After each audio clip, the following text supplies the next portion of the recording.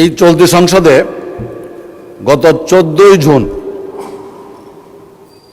নীলফামারী 4 থেকে আসন থেকে নির্বাচিত মাননীয় সংসদ সদস্য বাজেটের উপর আলোচনা করতে গিয়ে উনি শহীদ মুক্তিযোদ্ধার সন্তান দাবি করেছেন, যেটা অসত্য। ওনার পিতা এখনো জীবিত আছে। এটা স্যার মাননীয় স্পিকার সংসদ কার্য বিবরণীতে এই বিষয়টা অন্তর্ভুক্ত হয়ে গেছে ইতিমধ্যেই। এই অসত্য বিবৃতিটি এক্সপান্স করার জন্য আমি মাননীয় স্পিকার আপনার কাছে সবিনয় নিবেদন করছি। ধন্যবাদ মাননীয় সদস্য।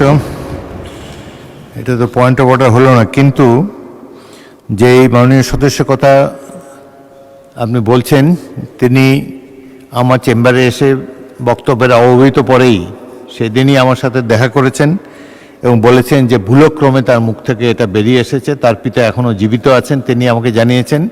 এই বিষয়টি পত্রপত্রিকাটাও এসেছে এবং উক্ত মাননীয় সদস্য তিনি নিজেও বক্তব্য দিয়ে তার ভুল স্বীকার করেছেন। এটা স্লিপ অফ টাং বা অনিচ্ছাকৃত একটি ভুল। সুতরাং এটিকে সংসদের কার্য বিবরণী থেকে এক্সপাঞ্জ করা হবে।